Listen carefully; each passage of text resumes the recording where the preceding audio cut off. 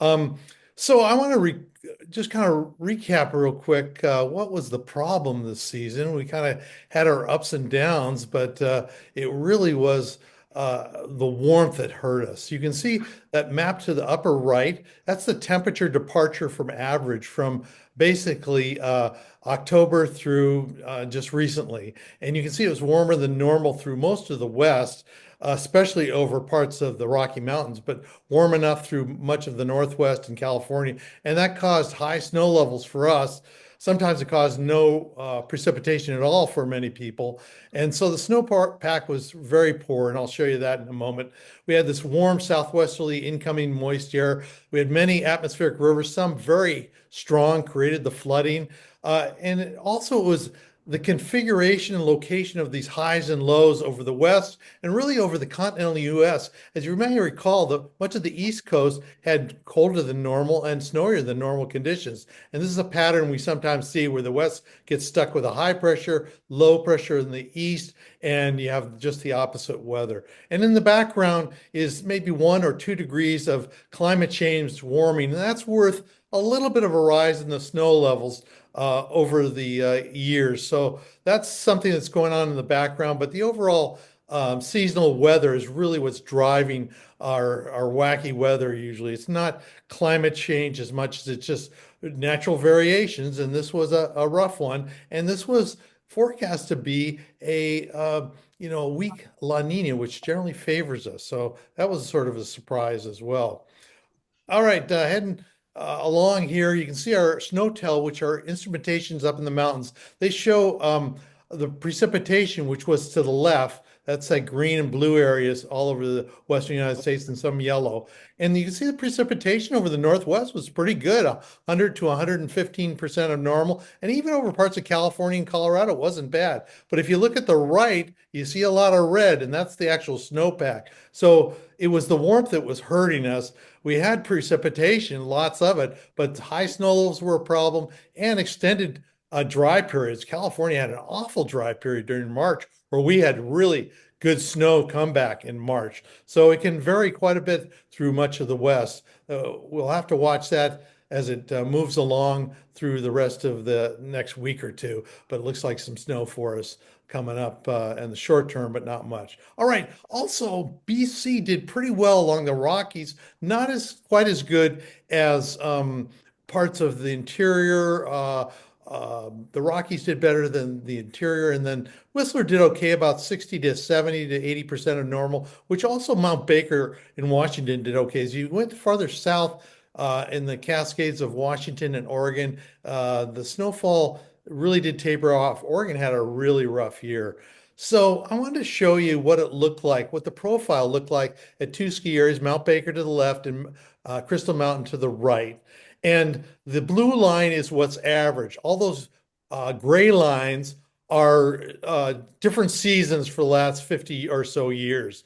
And the orange line is what happened this year. So you can see where, let's say at Mount Baker, very flat between November and mid December there. It was almost nothing really. And then we had quite a good surge toward the first of the year and Christmas holiday. Helped out, still was below normal. And then it kind of went along kind of flat, kind of started to build toward March. And then it's been a little up and down, but it stayed below normal. Some of these really bad years down here, we weren't quite as bad, but we were definitely in one of the worst years. Crystal had a big gap of information right here during March. I can tell you that they did get some decent snow in March, but they had sort of the same profile. It started off flat. They couldn't even do snowmaking. It was so warm. That was the case at Whistler and Crystal. Snowmaking sometimes helps them out, but it was just too warm even at night. And then we got a good surge of snowfall toward the holidays. It was still below normal, though.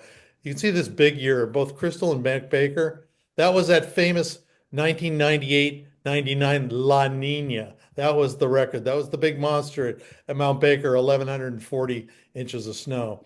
All right, here's another way to look at it. This is a Snowtel instrumentation site near Crystal at about 6,000 feet, so pretty high.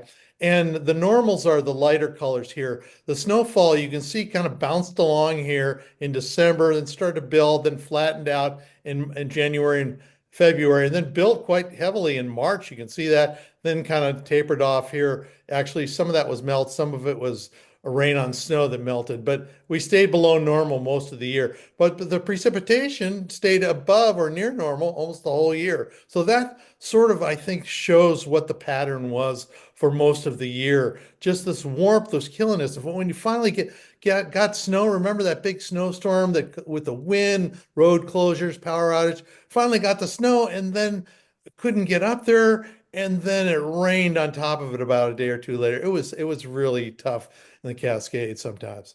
So we're going to talk a little bit about El Nino and La Nina because that's the main drivers of our at least predictable weather. So you might hear a lot about different patterns, but these are the only ones that really help predict our long-term weather. And I mean long-term, like seasonal weather and weather patterns, I should say, in over a season, many months. And El Nino's to the left, and that area near the equator that's red, that's warm water down there. And La Nina is just the opposite. To the right there is that blue area, and that's cold water. And why that's important is the warm water tends to produce thunderstorms in the tropics that are misplaced from their normal position. And what that does, it affects areas down toward the tropics, but it also telegraphs, we call it teleconnections between the tropics and the mid latitudes. We live in the mid latitudes at about 47 degrees north latitude. And what it does, it modifies the storm track, is what happens. And so that's very important.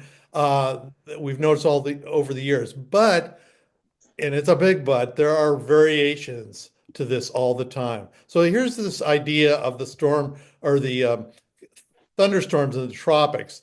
So to the right is North America here, Central America, and then off Ecuador here, and then this is Australia and that area there in the other side of the Pacific. And this warm and cool areas of water shift around, and the warm areas of water are associated with these thunderstorms, clusters of them. And that's what causes the different variations in our storm track. That actually signals to our storm track and modifies it. And so we're going to have the one to the right, El Nino, and it's going to produce moisture down through the southwestern United States.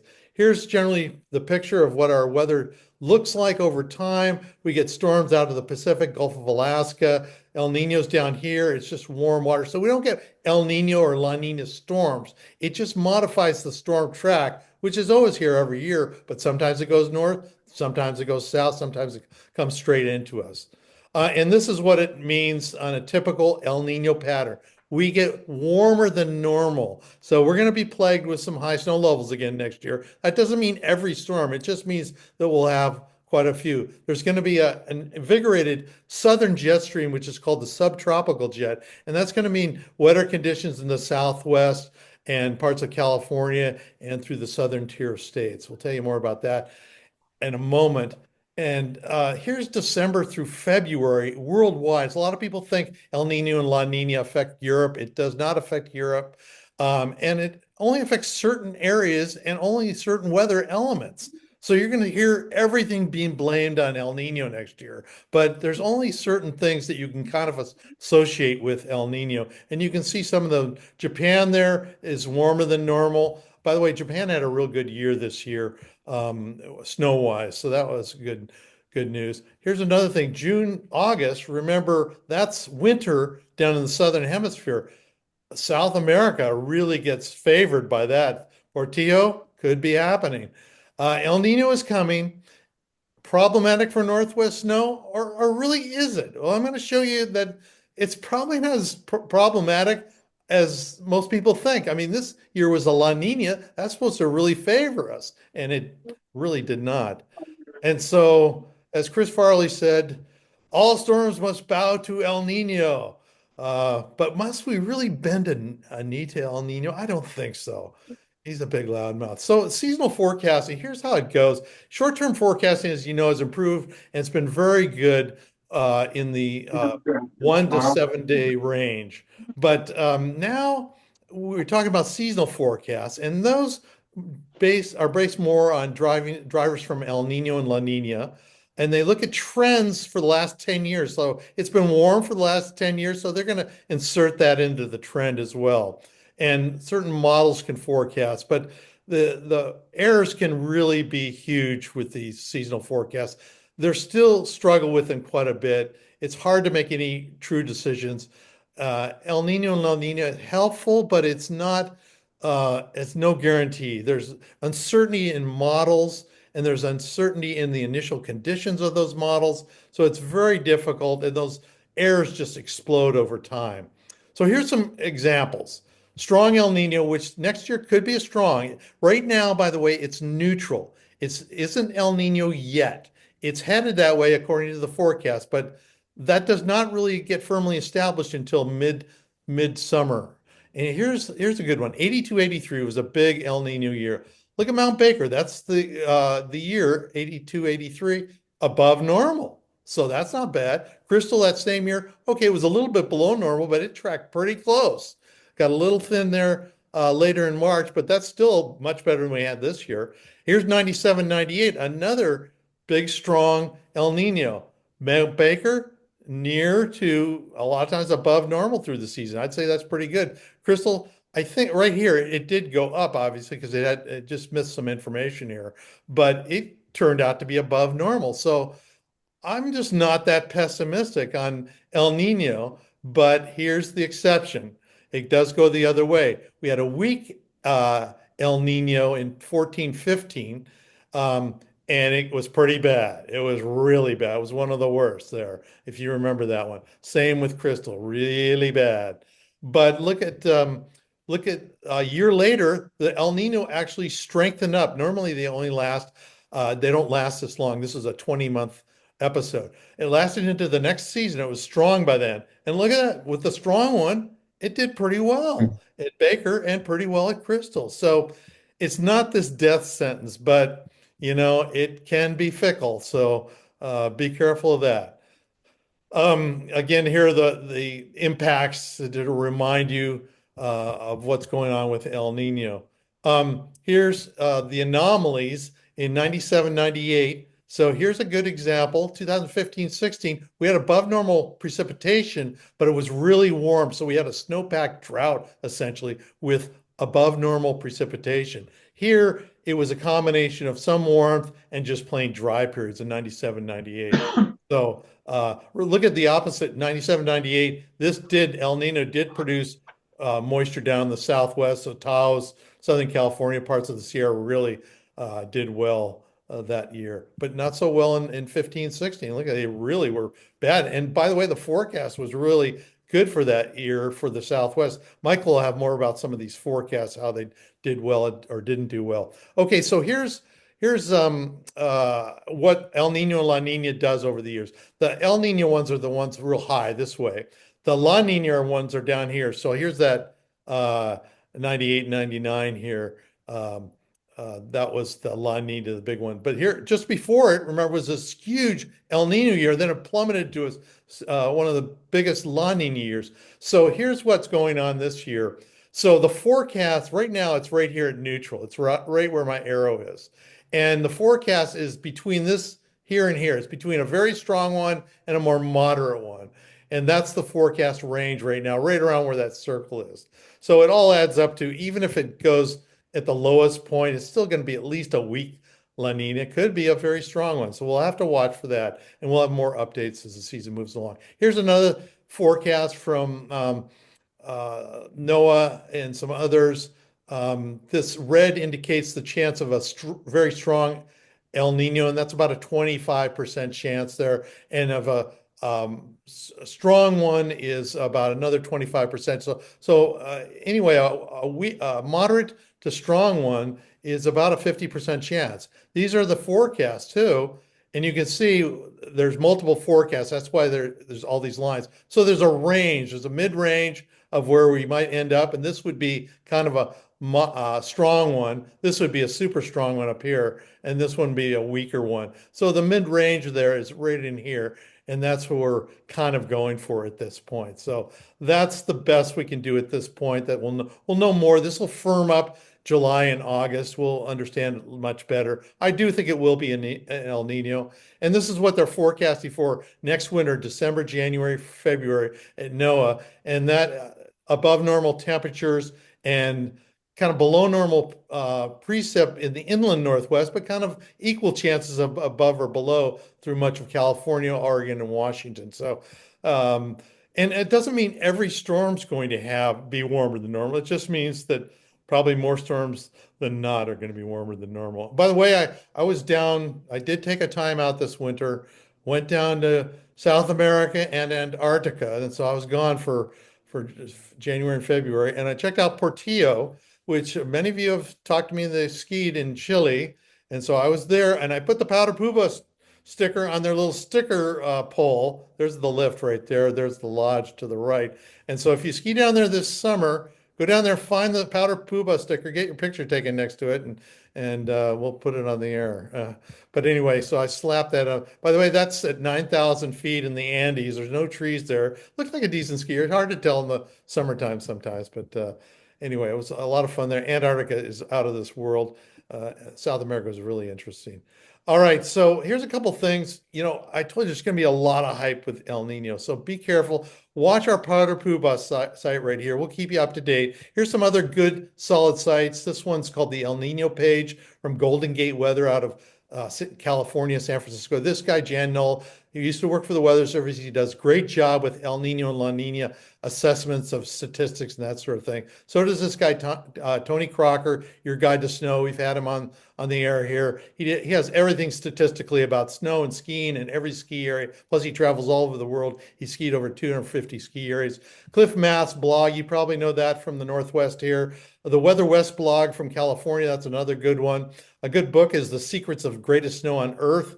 That's a very good book. Northwest Avalanche Center has good information and forecasts, and of course, National Weather. So this is stuff that's really solid information. If you see something that looks a little wacky, you know, there's going to be so many exaggerated. Everything's blamed on Super El Nino. You're just not going to believe it because there's a lot of amateur, and everybody's after a clickbait now. So a couple of myths about El Nino. There are no El Nino storms. It's just El Nino creates an environment that makes the storm track do certain things. Not every storm. So there are no, here comes an El Nino storm. And all Ninos are the same. They're not. So they all have, we just saw that, they all have these nuances and variations. And all El Nino is kind of more of an on and off button. Whether it's a weak or a strong one, you still get the same impact. It's just the stronger ones have less room for error in our confidence that they'll occur because they're up at the strong end or the high end. And so if they back off a little bit, it's still an El Nino. So again, there's no guarantees, but I would lean toward warmer, that's for sure. A couple of travel tips.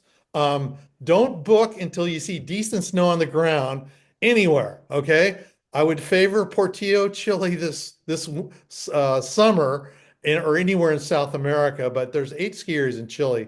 Telluride, Mammoth, Arizona Snowboat, Taos, and Wolf Creek, all in the Southwest, will be favored by this El Nino if it comes along. And all El Ninos are different. Again, Northwest skiing is not a bust, but sometimes it'll be a struggle. Be skeptical of that hype, and we'll have an update in September. So I want to thank you all. Please stay tuned. We're going to have Michael coming up, and we'll answer all your questions if you put them in the mailbox or in the chat room, I should say. And thank you very much. But I think I'll hand it back to Andrea, and you can toss it over to Michael. Here I am. Thank you, Larry.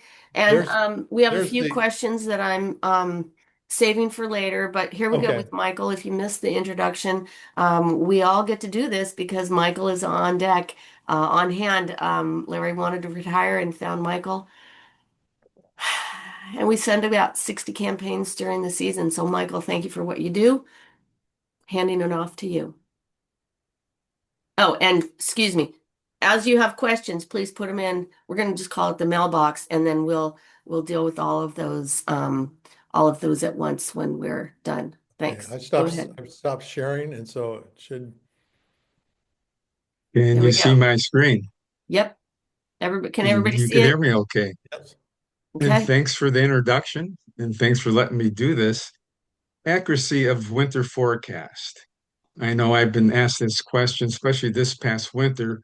What was wrong with the forecast, and is this common? So I want to look at the recent forecast especially from the Climate Prediction Center, because they're the folks that are generally looking at our extended forecast. People ask how Larry and I do the powder alert. I think this is Larry with the dartboard, with the dart, and this is me saying, kick me. But seriously, the Climate Prediction Center, we all like to look at their forecast come mid-October. It's generally giving us a look at the fall. Are we going to be able to ski in the fall and early winter? So this past October, their early forecast, and this covers November, December, and January. On the left, they were expecting seasonable temperatures on the average and above average precipitation. And we sort of know what's really happened this winter, sadly. And the Climate Prediction Center, they're not giving us absolute temperatures like it's going to be 2, 3 degrees above normal or precipitation is going to be several inches above normal. They give us a percent. Is it leaning towards above average temperatures, 30% possibility of temperatures to be above normal, or 90%, and same with below. So again, they're not giving us absolute numbers, but more of a probability situation. Now, what I did is I looked at the last 20 years, the forecasts that were issued in October for the November, December, and January. I wanted to see how often they got it right. Larry said errors explode. He also said sometimes these forecasts are helpful and there's some uncertainty. So when the Climate Prediction Center got the forecast right, that means, let's say they forecasted for above average temperatures and above average temperatures occurred. That means that's a right forecast. So looking at the last 20 years, they were right 65% of the time on temperature. Not bad. Precipitation, that's problematic. They were right 45% of the time, wrong 40% of the time.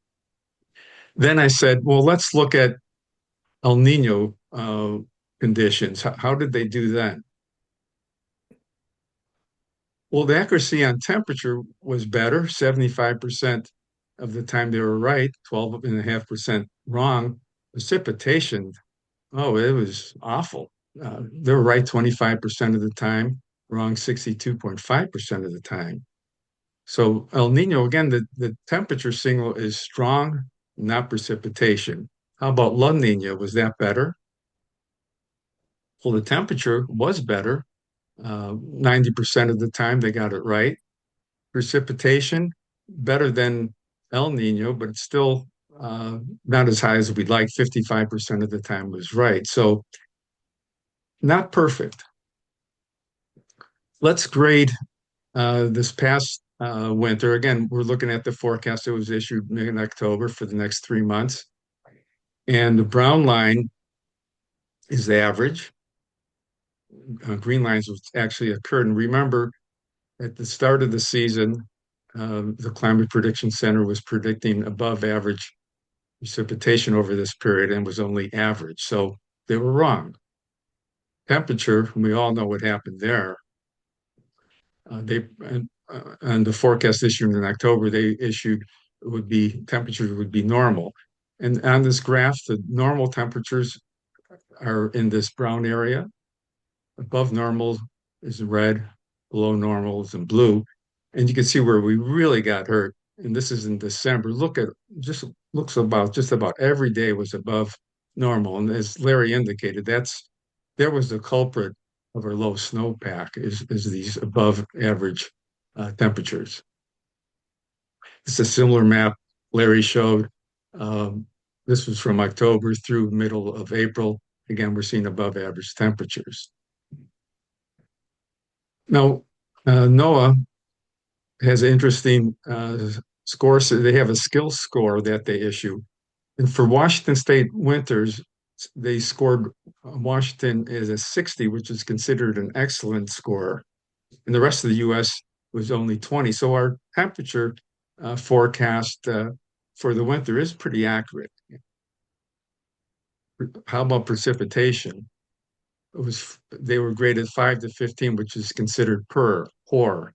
So back to the dartboard scenario. So the precipitation's been problematic.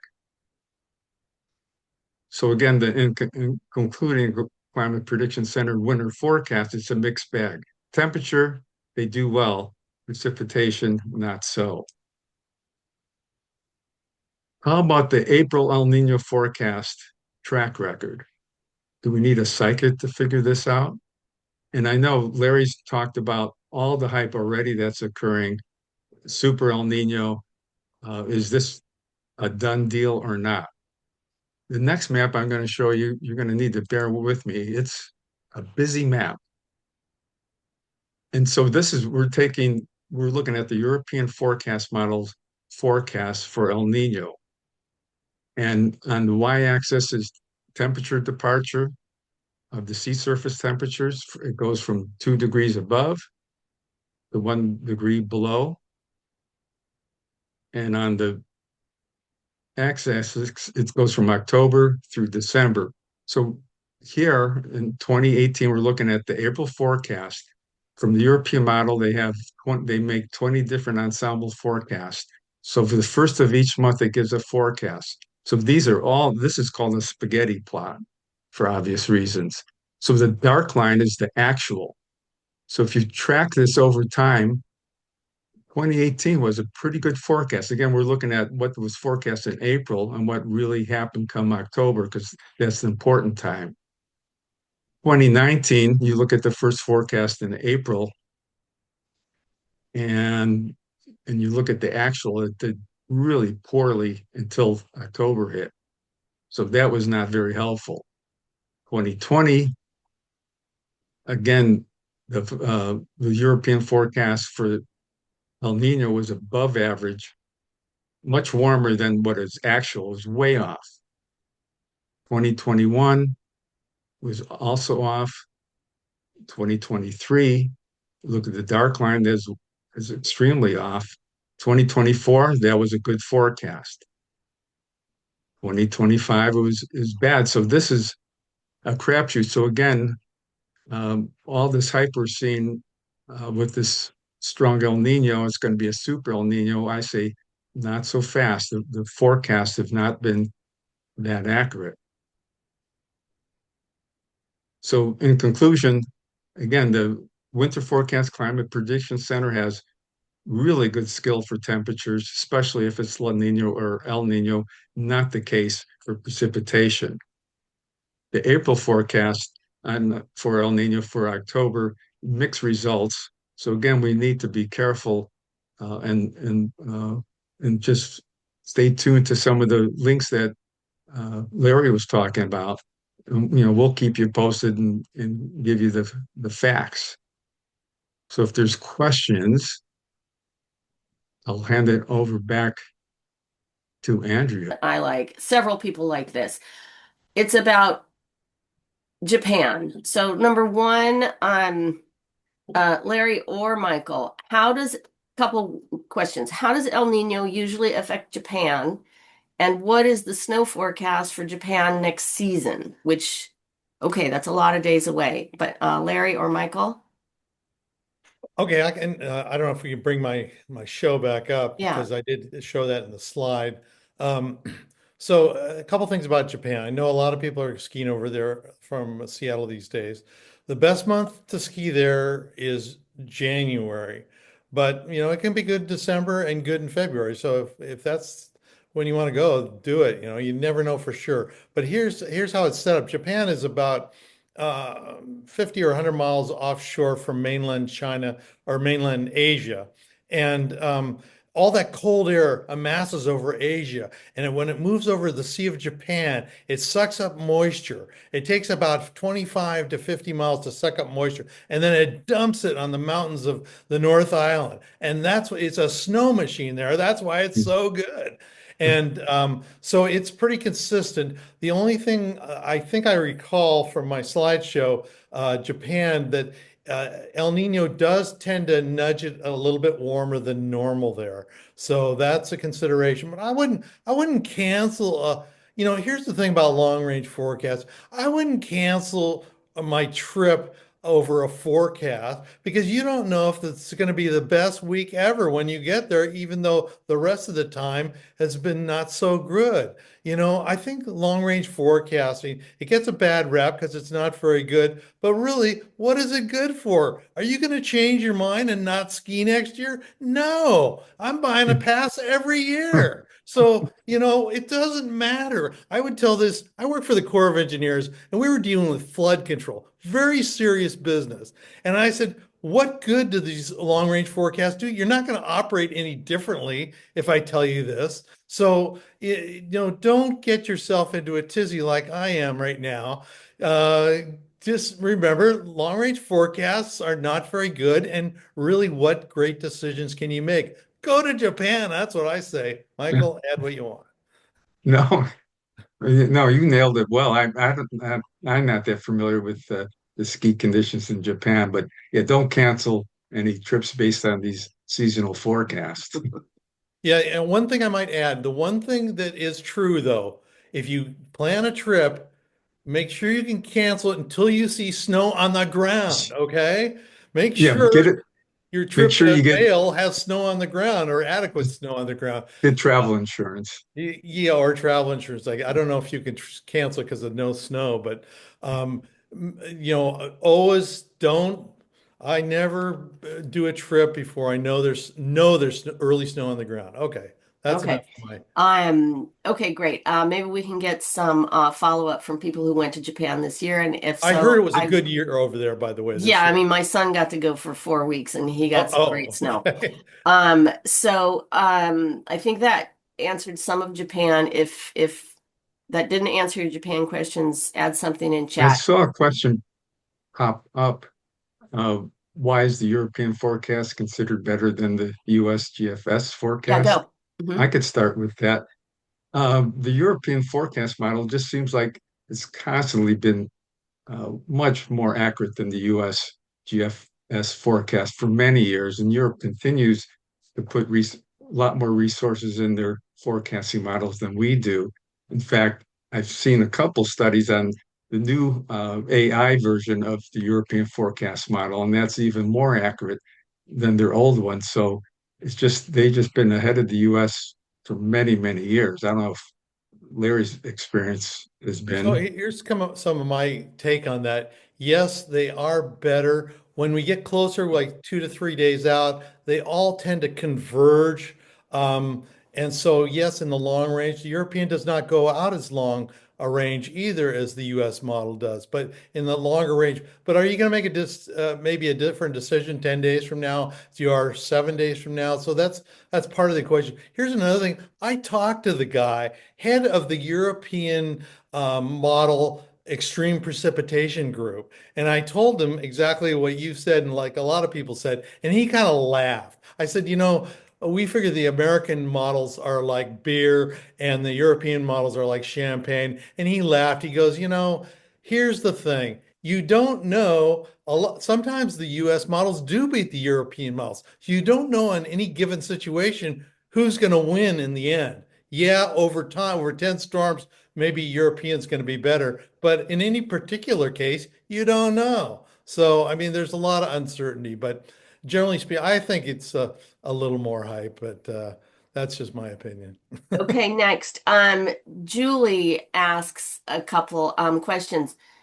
Does this La Nina forecast encompass the inland BC areas? Uh, Yes, it does. So the only thing I could do is go back to my graphic. This is another thing. When I was working for the government, the US government and the BC government did not want their extended forecasts overlapping. So you'll notice it ends right at the border. And so you can only infer from the curvature of the graphic, it kind of bleeds over into BC. And in this case, in an El Nino case, yes, indeed, it will be warmer than normal up through BC and most of Western Canada. Precipitation wise, it's not as bad as some of the interior and Whistler, not as sensitive, I should say, to El Nino as other areas. So I wouldn't overrate the thing for Okay. And then negative. she also asks, what is the NOAA equivalent for BC or Canada in general? The NOAA equivalent is Environment Canada, it's called. Is that in your slide, or I'll find that later? No, no, yeah. So then the graphic I used was from the BC River Forecast Center. The NOAA or Weather Service equivalent in Canada is called Environment Canada. Okay, Julie, I'll find that and I'll put that in the notes for the Zoom recap replay. Okay, and then Michael, I think you covered AI. Ed Ferguson asks, I hear AI is doing a better job forecasting than the big US and Euro weather models. What do you think about AI improving forecasting? Well, like I said, I saw some analysis from this meteorologist, Ryan Maui, who does a really good job. And he was saying the European AI forecast model is showing more accuracy than the old one. And he also said the USGFS AI version is not much of an improvement over the old one. And this guy's just done a lot of studies and looked at a lot of data. So I would just repeat that. And I could put his link Okay, uh, and provide it to you, Andrea, so others could look at that. But okay, that's his analysis. okay. And then David Bruce says, okay, 2014 to 15, yeah, that was bad. Had a warm trough of water in the Pacific that some called the blob, and it was a terrible snow year. Yes, it was. This season also had a warm blob at the beginning. Is this the new signal we should look for to identify poor snow years? In in my opinion, no. First of all, the blob, as you remember, it was about 10 years ago, was this big area of warm water out in the Pacific that was going to do all sorts of things. Well, the University of Washington did a really interesting study. What they did is they modeled the weather all year for that winter, I should say. And then what they did, they took the model and took the temperature back to normal. Instead of having a blob of warm, they took it back to normal and see what was the difference in the weather. Well, the only difference they found was a little bit of coastal cooling when they took the blob out, and that was about it.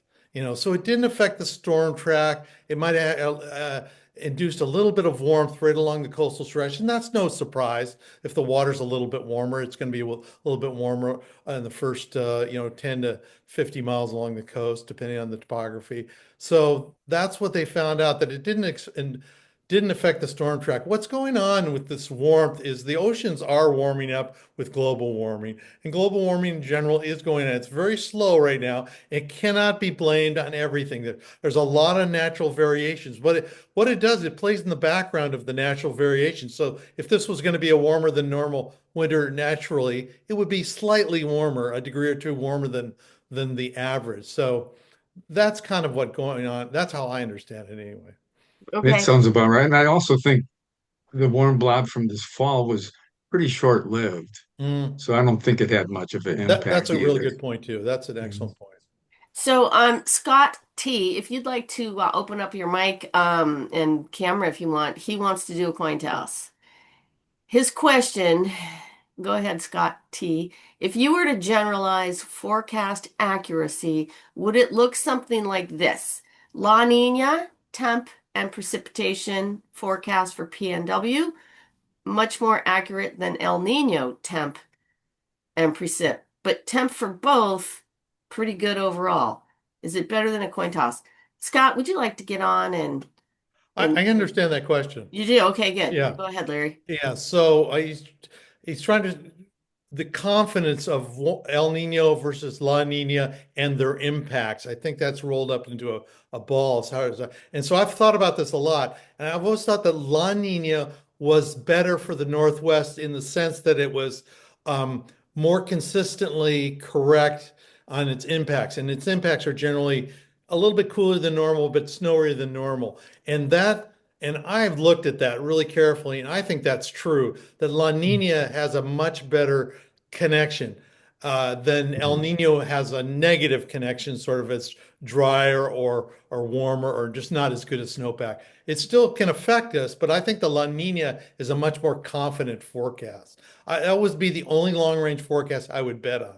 If you gave me a strong La Nina, I will bet anyone now. But that Yeah, doesn't in work the except for analysis, I did confirm that too, that La Nina's much better forecaster that's exactly so than El Nino. when Yeah. I saw your data, I Yeah. totally agree. Totally agree. So what is it about El Nino that makes the forecast less accurate than La Nina for the Pacific Northwest? What is it about El Nino? Well, let's see. Think of it this way. La Nina is just an intense version of normal for the Northwest. And normally in the Northwest, we get pretty consistent and good precipitation and snow and that sort of. So if you take normal, that's pretty good in the Northwest, normally speaking. But if you enhance normal for the Northwest, it's even better. But El Nino is just the opposite. So it takes away all that enhancement of La Nina. There's more correlation between normal and La Nina than there is normal and El Nino. El Nino is an on and off switch. La Nina is more a thermostat where you're cranking it up. You get that? So it is temperature driven down in the tropics, and it is critical what temperature it is because that produces those clusters of thunderstorms down in the tropics. That's key, and that's what El Nino really does, is produce that. Michael, you want to add anything to that? No, I mean that's as good as explanation as I could come up with. Okay, who Does that else? does that answer your question? Yeah. Yeah, Okay. thank you. That helps a lot. And it sounds like we have a little bit warmer temperature forecast for El Nino for this. Yeah, and remember also playing in the background that because I've talked to the Climate Prediction Center guys. I had to do this part of my job with the Corps of Engineers, and I talked to the guys that did it. And I said, "What's driving your forecast?" And they said, El Nino La Nina is to some degree the last 10 years of trend. So if there's a 10-year trend of warmth, they're going to keep it in there for the next year, and then some modeling that they use, some extended modeling. So that's what they use that's what drives those forecasts. Thank you. Well, anyone else? This is the opportunity. The Words. opportunity of a lifetime. Uh, Going once. Going. Uh, yeah, we got the AI influence. Scott AI influence. Yeah, you hear in the news and in Uh, writing on the web about how some AI models, Microsoft has put out, have been more accurate than some of the other models out there. Have Yeah, Does that you know, include? Go ahead. go ahead. I'm sorry. I was just going to ask, is that one of the spaghetti influences in the modeling that's being done right now? Do they have like a line for AI? So, I don't know that. That's a good question. I don't know if there's a line for AI that spaghetti thing, which is called ensemble forecasting. That's been going on for quite some time. That's the most accurate way you can forecast the weather. You get all the models and find out what the average is, and that's the most accurate. Now, AI adds more to than that even. And I think there's a lot of potential with AI because, I know a lot about weather and experience, but AI knows everything. you know. So it's going to be interesting. I think it's going to evolve into a very good thing. There's still going to be uncertainty. One thing about a forecast, it's probability. That's what it is. It's the odds. And so you're always playing probability, and you don't know if that forecast is the one that doesn't work out.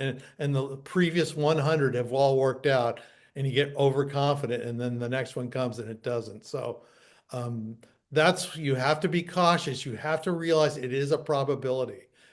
Nobody knows the future, and it's just a numeric probability. we're gonna wrap it up, and we all appreciate our subscribers and our sponsors. Dee from Crystal Hotels, thanks for getting in on the show tonight. But really, our sponsors are, I mean, that's how this all happens for our subscribers. And so some people say, oh, in the feedback was a little bit too much marketing, but all I can say is the sponsors are how it works. So if you wanted to pay, then we wouldn't have We sponsors. can make you pay if you want, You but want to pay? You can pay.